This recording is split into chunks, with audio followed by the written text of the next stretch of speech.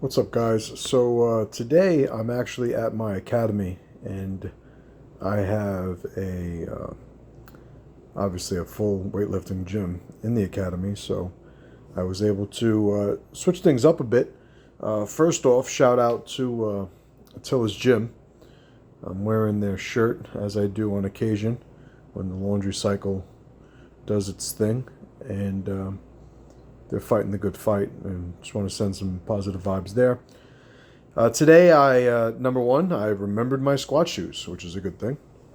And I also, because I'm here, I have at the academy my Duffalo bar. Shout out to Chris Duffin. And when I have access to the Duffalo bar, it's something that I'm pretty stoked about. I like it, I'll be honest. A lot of times I like using it because it is just a variation. Yeah, it's a more comfortable movement. I'm not somebody that has necessarily had a lot of shoulder issues, so the benefit of the reduced strain on the shoulder range of motion, or the reduced expectation of shoulder range of motion, is not something that is really significant to me specifically. But it's such a well-made bar, well balanced, and it's just a little bit of a different shape. Did my warm up, and here I'm actually pretty proud of this. This is me having to change the setting on my lever belt. For those of you that have been following, I am on 2,100 calories a day, which is a deficit, and I've been dropping weight. My current mission has me going down to sub 10% body fat. I'll let you know when I get there, because it will be for the first time in my life, probably. I remember back in the 90s, I did a bodybuilding show with hardly any abs. I've done, I've done an MMA show, I fought MMA, and as low as 170 in MMA, and still did not have a ripped midsection. But my education on what nutrition is and what I should be doing with my eating has obviously exploded, leaps and bounds, in terms of how much information I have, how many available options I give myself. And the proof's in the pudding. This is one of the reasons, by the way, as you watch me, I'm not very handy, by the way. I make the joke that I own a martial arts school because I am an expert at breaking stuff, not necessarily fixing or putting them back together.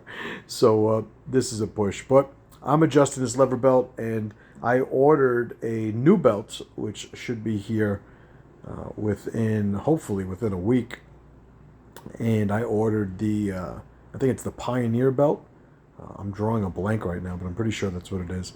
And one of the biggest selling points of that belt is that it is an adjustable lever belt. So this belt, when I first got it, was super tight. I dropped maybe another, I want to say 8-9 pounds since I purchased it. And in hindsight, I probably could have even gone a belt size smaller than I have, but maybe not. But went down, had to switch it, put it on for the first set, and it was just too loose. So made the adjustment here, and good to go.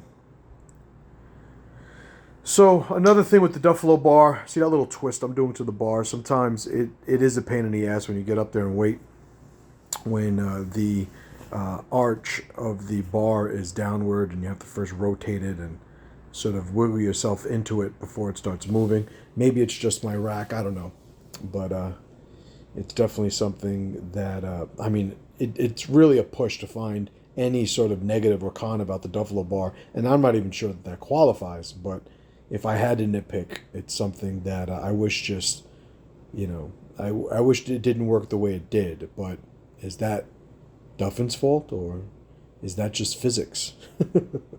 So warmed up, moving up in weight. It was weird writing the weights here, because this is 235 now, and the Duffalo bar is 55 pounds as opposed to a standard Olympic bar, which is 45. So had to be factored in. And I got to be honest, even though I'm doing this in like post production, But when I'm just squatting, it's really, I don't even take into account the weight of the bar. It's like, yep, one plate, two plates, quarter, dime, etc. Move up again. I'm feeling good. Uh, I got to be honest, at this point of the workout, I still wind up, teaching my fighters and my instructors after this. This is early morning, just getting it in. So I knew I had to pace myself somewhat. I had some more physical stuff to do in jiu-jitsu and MMA later on. But at this point, I'll be honest, I started feeling so good that I had to start talking myself off the ledge because I was getting ready to put on the wraps and just throw on more weight. And, admittedly, it's something that I battle with often. Um, I know my temperament and my personality. I'm somebody who pushes. I push the envelope. And I mean, that being said, here I am doing 415. I wind up doing a single. And after this, it's funny because I stopped on the single because I was like, all right, feeling good, going to go up. And it wasn't until after this set that you're about to watch that I said, all right, Justin, calm your ass down. You'll be, in the rack again tomorrow, and tomorrow's another day. And I still had more stuff to do. I wound up doing some bent rows. Did a little bit of mobility stuff upstairs. So and that's the thing. Decent single there. It's funny. It's moving slower than it felt, but when I did it, it felt great. Afterwards. I decided to just lower it, do some rows. I'm not using wraps here. Usually, I like using wrist wraps because I have pretty bad arthritis in my elbows, and any sort of help I can give my grip alleviates that. But I'm also a big believer in movement, and if I could hold it, I'm like, you know what, I got to still train it. Can't just ignore it. Can't wear wrist wraps the rest of my life for everything. So these lower weights, I tend to go without it. I just changed the angle here. I figured it was a better angle than the previous one. This winds up being the last set of this. Everything else I think I did everything else I did upstairs after this in the actual training area on the mat, and I didn't record that.